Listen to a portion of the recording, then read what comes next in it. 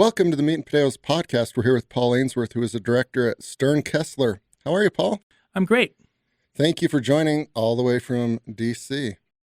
Before we jumped on, we were talking about what the mood is in D.C., and it's always interesting to hear that perspective from somebody that actually lives there, not somebody that's there for like a week at a time. So excited to have you here.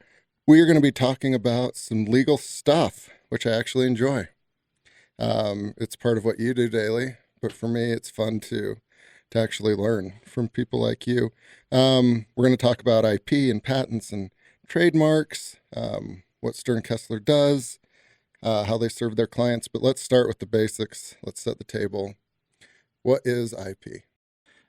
Great question. So intellectual property is, they are assets that you can use to protect your business, protect your products from competitors. And they come in a variety of forms. There's patents, there's copyrights, there's trademarks, there's trade secrets. These are all forms of intellectual property that cover different types of intangible assets. So to make it real simple, I think of a patent as something that covers a thing. It's an innovative thing you've come up with, whether it's a product or a system or a method of manufacturing. Those are we protect with patents. Copyrights are things that protect creative expressions. So, books, artwork, websites can all be sort of copyright protected. Trademarks are symbols, words, colors, images used to sort of associate your product with your company. So you think of like the swoosh on the Nike products is a classic trademark. And then trade secrets are things that you don't share with anybody that make your business successful. The Coca-Cola formula, for example, is one of the most famous trade secrets in the world because no one but two people know what it is, and it's what obviously drives their business. And those are all kinds of intellectual property that are used to help companies, small and large, be successful. Gotcha. Well explained. 2 follow-up questions. So when I hit like my patented pitching wedge from 140 yards and it happens to be a good shot, and I say, oh, that's the old patented copyright pitching wedge. That is not true, right? Because it doesn't happen all the time. It's not mine. It's just a golf shot. So I'm like falsely claiming that I've got that shot patented. Correct? Yeah. I would say your patented shot with your wedge is not exactly patented. Yeah. Okay, that's why I didn't go to law school. And then with trade secrets, obviously you can't steal those. But if somebody were to tell you a trade secret, could you act on it legally? If you're not under an obligation to keep it secret and you learn about it, not through theft, then you're free to use it, which is why with trade secrets, it's really important to keep it secret. Yeah. Interesting. Okay. So give us a brief backstory of your career as an attorney and at Sterne Kessler and kind of where you focus your daily efforts on. Great. So I've been practicing law for 20 years and primarily in the field of intellectual property. I represent companies small and large in disputes over mostly patents and trade secrets. So I don't have a science background, which makes me unique in my field, but allows me to work with all kinds of companies, help them solve their problems. And I bring a different perspective because I don't have that engineering or science background. Our firm, though, is 180 lawyers, 60 PhDs, across a range of technologies and fields. So I work with people who are way smarter than I am, and to help companies solve their IP problems. And so my clients range from consumer product companies to biotech, to tech, really the range of companies that are out there. Interesting. So from just the Wall Street Journal front page perspective, as I've read it over the years, it seems like, and I could be wrong, it's just anecdotal, with like bioscience, biotech, medtech, those seem to pop up a little bit more often on the front page of there's like disputes and patent infringement or even some of these trade secrets. Is there a specific kind of field that has a few more IP lawsuits and counter lawsuits than another? Yeah, you're right. The biotech and pharmaceutical space is by far the most litigious when it comes to intellectual property because patents are so central to those companies' success. You see it. I mean, in the tech space, I mean, companies like Google and Apple, Samsung, they're always in patent disputes as well, and consumer products too. So consumer products is often more about brand protection, and trademarks may be more sort of important to their protecting their business. But you see, it really, from our perspective, most companies are involved in any kind of innovation or are seeing IP disputes pretty frequently. Yeah.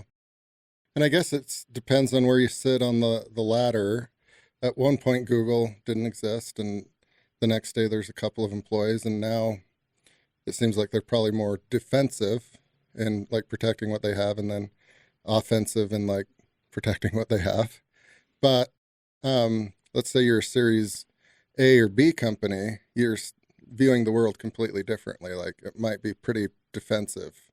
I assume that you guys just don't work with the big dogs. How do you guys differentiate who you work with? How does that change your focus? How does that change the way you communicate with seed, Series A, Series B companies? So we do work with all stages of companies. Companies that are in their seed or phase A or phase B stage of their company, you're right, they have quite a different focus. They may still be under the radar of their main competitors. At that point, I'm thinking of intellectual property as in a couple of ways. One is building a portfolio to protect their assets, protect their innovations, but also developing IP to protect them from potential competitors who may be a threat to them. So some bigger company has IP that's going to come after them and have a fight. A small company needs to be worried both about sort of their defensive strategy from competitors who will sue them perhaps, as well as their offensive strategy to sort of protect their assets from, what I like to think of as unfair competition. When someone comes and copies your idea, products and companies make money are going to have people who are going to want to take their IP one way or another. And so having a strategy to prevent that in place before you're out there actually making money is important. Because by the time your product's successful and on the market, it's a little too late to get the IP protection that you need. Yeah. So let's talk a little bit more about that. You are a Series A company and you're wearing tons of hats. You need to like increase marketing to increase revenue. You've got to hire 4 new employees to support that. You get the picture, right? Yep. You can hack some of those a little bit to the best of your abilities, but oftentimes in, anecdotal again, where I sit, people do get over their skis, and it's usually around legal stuff because they either incorrectly thought that they shouldn't focus on it, or they didn't have the money and they didn't account for that.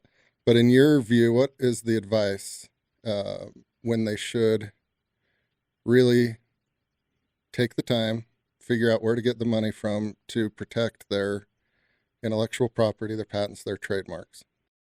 So, companies are successful, from my perspective, are the ones that view their intellectual property as part of their R&D expense. Okay. There's some that view it as just administrative expense. It's cutting against the bottom line. There's others that view it as a way to protect what they're doing in terms of R&D and product development. So planning early that you're going to have expense associated with protecting your research, your development work, I think is a way to sort of as a Series A company, seed company, they should be just thinking about that, what they need in their budget, like they're everything else, marketing and product development.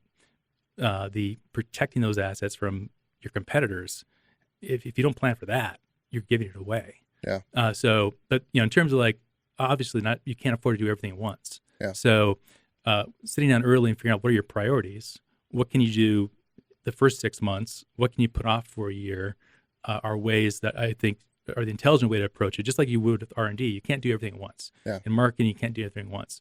So prioritize what's important to sort of protect the core assets. And there's a lot of ways to do that. You don't have to, file a patent application depends on the kind of product you're pursuing. They can be anywhere from $10,000 to $50,000 for the most sophisticated biotech stuff. But planning out in advance, so okay, here's what I need to raise, here's where I can prioritize, and then firms like mine have creative fee structures to help companies that are trying to navigate all their different expenses. Yeah. So you guys are a little bit more flexible than perhaps the stereotype would entail. Absolutely. Like in the IP space, we're a lot more common to have flat fee structures, whether on a per patent application basis or other ways. It's not strictly just an hourly sort of fee structure like you might find in other kinds of legal industries. All right. So in this example, the CEO and leadership, they've got the company pointed in the direction that they would like in most areas, and they're starting to look into the future, and they know, either through past experience or mentors, that they need to tend to their knitting, and that would involve calling somebody like you. What do these interactions kind of look and sound like? What's the onboarding like? How do you bring them in as a client and support them? So, the first thing I do, and I actually did this morning with a client, brand new client, as I asked them, tell me about your business. What is it? What is the product? What is the product going to do? What's different about that product from your competitors? Who are your competitors? Who do you view as your biggest threat right now? Who could be your biggest threat in 5 or 10 years to your business? And then we start thinking about from there, like, what are the needs you might have? If it's a company that is, like a consumer product company, where maybe their product is not necessarily terribly new compared to other things, but it has a sleek design. We maybe think about, design patents, trademark protection, trade dress protection, what we call brand protection, really. If it's more on the heavy science side, technology, biotech, then we're really going to dig deep to figure out how they might, develop utility patents that will protect their innovative aspects to what they're doing. But our team has engineers and scientists, people who've worked in industry who understand the technology, and also understand how these industries operate. So we know like what the risks are they're facing as companies in almost all cases, and so we can help them navigate that from an IP perspective. Interesting. And is this like the point of go, no go for you guys as well? Of like, because the entrepreneur obviously thinks whatever they've presented to you is pretty good, right?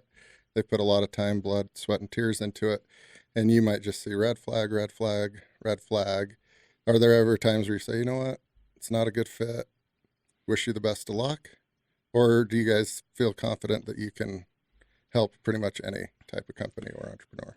We can help most. Sometimes there's ideas that we may not be the best fit for. These days, for example, it's hard to get patents on software. There's some things we can do, but not a lot. So if you're totally a software-driven company, then we may be advising you on trade secret ideas or things like that. But typically, most companies that have any kind of innovative idea, as small as that innovation may be, we can usually help. And that's the thing, like not all, like a patent doesn't have to cover like some brand new groundbreaking idea. Sometimes it's small improvements in something that really make the difference in the marketplace. So we help companies kind of figure that out and look at the landscape. What have other people done, and how can we differentiate you from an IP perspective to help you protect your business? Yeah. And it sounds like a good exercise for the entrepreneur to do what you just said, like, tell me about your business. Who are your competitors? Where are your threats coming from? Because a lot of them probably don't have enough time to do that when they need to, which is probably every 6 months or more. But to do it at least once is wildly additive. Do you ever find that they are a little bit flabbergasted in like the competition and the threats, and they kind of lose their bluster? I think it can be a reality check. Companies that and people who've been through the process before understand. Brand new entrepreneurs are sometimes a little, overwhelmed perhaps with like all the issues they have to contend with. They think they have a great idea, and then we find that there's a competitor that has patents covering chunks or big chunks of their idea, and what does that mean for them? Yeah. And does it mean they need to further innovate, design around something, and figure out what their pathway forward is? Ultimately, like with patents though, and intellectual property in general, we're a tool to help a company be successful, right? And just figuring out how they can best navigate that pathway, whether it's the threats of someone else's IP or what have you to their business. Yeah. Because this has happened to me quite a bit, and I'm sure it's happened to you as well, where I'll get a pitch deck or somebody will tell me about their company, and then days or weeks later, somebody will pitch me on something, and I'm like, is that your brother? Do you know this person? I'm like, no, I don't know this person. And whatever the universe had decided, like they were kind of thinking the same thing at the same time. How do you guys deal with that, where it's like there's 5 or 6 that are very, very, very similar? Yeah, well, that for us presents some issues because we have subject matter conflict issues where, like, if 2 companies are really doing the same thing, we can't work with both of them because we have ethical obligations to whoever our existing clients are. But we try to find ways, and sometimes you're right. Yeah, somebody's like, yeah, I'm sorry, man. It's what you came up with. I can't help you with that because back in my mind, I'm thinking I have this other client that totally has you beat to the market, or we'll have you beat to the market on that issue. And so in those cases, we just I'll refer them off to someone else. Like, you may want to go talk to this other firm that can help you. Yeah, and like let's just keep it in a fun but fact-based reality. What happens when you don't tend to your knitting and you kind of don't follow the advice that you've been talking about for the last 15 minutes? What are some of the downsides that you've seen? I mean, the big downside is you grow a business and then you get knocked off by somebody. So we have I'm thinking of a consumer product client I have right now that they waited a little too long to come talk to us. And they were selling product. It's on the market. It's been very successful. They're making a couple of dollars a year or a month in revenue on this product, if not more. But there's competitors out there that are literally just ripping them off. But because they waited too long, there's nothing we can really do about it. So that's kind of the risk, I think, of not tending to your IP needs early and often is people will rip you off. Because if it's a good idea and it makes money, someone's going to rip you off. Whether it's a principal competitor in the United States, or if it's like a consumer product company and it's knockoffs from China, good ideas get copied. Yeah. And even at very small levels, like it doesn't take a lot of revenue to sort of attract the attention of a copycat. Yeah. So. And by then it's too late. And by then it's too late. If you've not done the due diligence early to get the assets you need, you can often lose the right to protect it. So like in the United States, you have 1 year to file a patent application from when you first start selling a product. So if you wait more than 365 days, whatever you put on the market and we're selling and advertising, anyone can copy it. So so there's a time fuse to getting this stuff in place. Yeah. Because you can't kind of throw your hands up in the air and say, this doesn't seem fair. That's not the way the whole thing's structured, right? Yeah, no, that's exactly right. The law rewards people who are diligent in protecting their assets. Yeah. And so you have to take those steps. And even if it's just the initial steps, which are not terribly expensive to do, for example, say if you have a brand new idea and a product you can come to the market, we can file what's called a provisional patent application for a few $1,000s.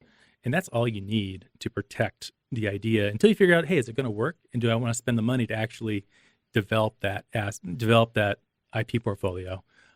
So companies that, a lot of our clients will come to us before they come to market with a product and say, can we get a provisional application filed just so I've kind of put my stake in the ground, and then I can figure out, do I need to invest in that further if it actually takes off? Yeah. So that's one tip for like new companies is, look into filing a provisional application as early as you can to ensure you kind of put your stake in the ground and protect yourself against the worst thing that happens is when an inventor discloses their idea. So I work in the biotech space a lot. I got this client that has this phenomenal treatment they came up with for a very rare disease.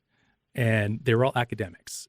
And so they're used to publishing their ideas. And so they published this wonderful paper that talked about this treatment they'd come up with to solve this very rare disease. but they didn't think about filing a patent application when they first filed that, published that paper. And that's a classic mistake that academics make who are trying to become entrepreneurs, is publishing first rather than patenting first. Yep. But that's the kind of, it translates as well to consumer products. People just want to get their product on the market and see if people like it. Yep. Makes sense.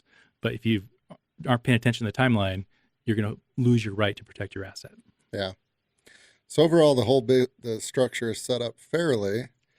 You just have to do what you just said, like be aware, file what you need to file, and do it in the proper timeline. And at least you can sleep better at night. That's exactly right. Very cool. I've had a few friends over the years, sadly, like bring me a letter, and they're like, "Do you know what this means?" And I look at it and I go, "I'm not a lawyer, but it looks like you just got sued." How often is that your first interaction with companies? Fairly often. Particularly in the patent space, people get demand letters or lawsuits relatively frequently. Again, if they're successful, you're going to have either competitors coming after them or people that are, the pejorative term is patent trolls. Yeah. People that have just patents that are suing to monetize their assets, who will sue them and try and seek some kind of royalty from a company. We see that pretty often, and again, sometimes you can't avoid that, but sometimes you can by just having sort of a coherent IP strategy going forward, where you're aware of what the risks are from at least the main kind of competitors. Yeah. AI is the talk of the town, and people have been saying where it's going to impact certain industries, and legal has come up. What is your view on it? Are you guys using it? And what do you think the future is as it pertains to you serving your clients? It's an extremely timely question. Our firm recently just came up with an internal policy for how we're going to approach AI. I mean, we have clients who we are working with carefully to obtain IP protection related to AI-related applications. In terms of the legal industry, I think we're going to see some changes in the very near future with AI. Certainly people are using AI to help start drafting things, drafting contracts, drafting agreements. The other day, I decided to test out ChatGPT and asked it to draft me a patent application for a pencil. It did a pretty decent job. Mm-hmm. Now, I don't think we're the place where it's going to replace lawyers, but I think lawyers are definitely using these features to help them sort of streamline processes. In the legal field, one of the most expensive areas for clients is document review. When you get sued and you have to produce your documents, and having lawyers review documents, get them out the door, is incredibly expensive. Yeah. We've been using AI for years in that space to sort of help make it more streamlined. And I think with recent developments in AI, a lot of those really time-consuming menial tasks are going to be streamlined in some important ways. Yeah. But what's scary as a lawyer, though, is you can also ask these AI applications a question, and sometimes they're right, and sometimes they're wrong. Yeah. Right. And so if someone says to me, "Oh, well, can I just have ChatGPT write a contract for me or write my patent application for me?" I'd be like, "Yeah, you could, but it could be wrong." So you still need to have the experience, understand, the legal implications, because AI is not to the point where it knows right from wrong in terms of anything. Yeah. Right. So. Yeah. But this could be good for kind of the entrepreneurs we've been talking about a little bit, the C to A, B, in that you guys can still give them great service, and you might be able to do it for cheaper because you guys aren't booking as many hours on menial tasks like you would have had to. So theoretically, your quantity goes up and the quality stays the same. Is that a semi-accurate assessment? Yeah, I think that's fair. I think you'll see things like drafts being done initially by AI, but then reviewed and edited by a lawyer. So it'll probably impact my junior associates, who will not be getting as much drafting experience on some things. But I think for the client, they're going to see definitely it's going to be more efficient, less costly on routine tasks. Yeah, very cool. And as far as your favorite kind of industry and field to work with, do you have one that it just kind of is in your wheelhouse that makes sense, and others where you're like, "Oh man, I'm going to have to go study up on this? You know, because I don't have a science background, every time I have to learn something new, and I love that about my job. That's why I do this, is because I enjoy learning new things. I really enjoy consumer products because I think they're relatable to everybody. Everyone recognizes a particular consumer product, and you can explain what it is. I do a lot in pharmaceuticals because also, again, I think everyone can relate to pharmaceuticals in a way because everyone's had an aunt or an uncle or cousin with that condition or something. Yeah. So those are the ones where I tend to really do a lot of work. But like as an example, I'm working on a case right now for a company that makes road construction equipment, and that's just fun. 'Cause I got to ride these big, massive piece of equipment around a field and have fun with them. So, Yeah. for me personally, is what I enjoy about intellectual property is that aspect of it, learning something new, whether it's a small thing or a big thing. I'll tell you the things that scare me the most though are like, semiconductors. Like that level of like electronic stuff is a little too much math for me, I guess. I don't know. But I do it all though. Yeah. And that's why you mentioned previously, like you have PhDs, because you could be the world's best litigator and attorney and patent attorney, but if you don't know what in the heck it means, Yeah. might as well be in Sanskrit, We have to get the science right in my field. But then my job as a trial lawyer is to take that science and find a way to explain it to a court or to a jury that they understand, because patent cases in the United States are decided by juries. So 12 average people have to understand that. And so my mantra is that, well, if I can understand it, then hopefully I can explain it to someone else. Yeah. But yeah. And that kind of is the culmination, right? If you've never been in a courtroom, you've seen many TV shows of that. Is that part of what you do as well? Like you'll actually get up and... Yeah, I'm a trial lawyer. I go to court and argue cases for clients. And I do it on both sides for both patent owners as well as people being accused of infringement. And that's why I went to law school, because I thought I wanted to be a courtroom lawyer. And it turns out that's what I ended up being. And I ended up in intellectual property just because I followed my nose and figured out what made sense for me personally in terms of the area of law. What was it like your first time, as far as like the adrenaline level and nervousness, where it was like, oh boy, this is me now? My first case I tried as a first chair trial lawyer was a pro bono case. It was a child custody visitation case. And those typically are a 1 or 2 day case. I turned mine into a 10-day bench trial. And I litigated the heck out of that case. And it was a lot of fun. The adrenaline was very high. And I tell you, every time I argue, that adrenaline's still there. Even on the smallest disputes with the judge over a discovery issue, I still get that sort of adrenaline feeling every time. It gets easier. It's not as scary, but you still feel that adrenaline rush about getting up there and making your argument. And, it feels great when you win. Yeah. And on average, like when it gets to that point, how many days do these take? Patent cases, the average trial, I would say, is typically a week to 2 weeks. So if you do get called for jury duty, which would be the most entertaining to watch the arguments take place? Oh, I would not say a patent case. I mean, they tend to be very dry. Like the problem with the challenge with presenting a patent case to a jury is they tend to be dry. There's not as much of a feeling of right and wrong, and this person's the bad actor.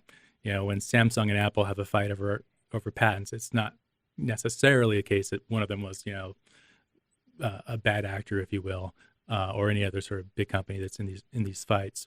But we find ways to make it interesting for a jury to help them sort of connect with one side or the other and understand the facts from our point of view. If I were going to be on a jury, I'd probably prefer to be on a criminal case, because that sounds more fun. But yeah. That's a really interesting nuance. I wish we had like 5 more hours to talk about that, because 12 people in a really, really dry, argument, that you got to factor in like, oh, that guy's drifting off. That guy's clearly not getting at that lady really. Like, hating me right now that I'm talking. All of that's processing through your brain, right? And they're like, how do I explain this? Yeah, the jury has that all going on. They're thinking about what they ought to be doing as opposed to being in that room, and they come from different backgrounds. So a lot of patent cases are tried in Delaware for jurisdictional reasons, and in Delaware, you've got people who work for large chemical companies, large banks, and a lot of chicken farmers from southern Delaware. All sit in that room trying to understand a patent case. Yeah. And as the advocate, I've got to figure a way to connect with them and hopefully keep their attention and still present the facts and the legal issues so that they can understand them. But honestly, that is one of the fun parts of the job. Yeah, that is really cool. Well, thank you so much, Paul, for taking the time to join us and giving us a little bit of insight on what you do, what your firm does, and like when it's a good time for a lot of the listeners and a lot of folks that end up on this podcast to like engage. I am not a lawyer, but I have seen what happens when it doesn't go well. And if you like tend to your knitting, you'll, one, what we talked about, sleep better at night. And two, like all the work that you've put into it can go forward instead of like get derailed. So thank you so much for taking the time to join. Appreciate it. And best of luck with like your next jury case. I wish I could go and watch it, but probably not in the cards. Thanks, Garrett. Great being here. You bet.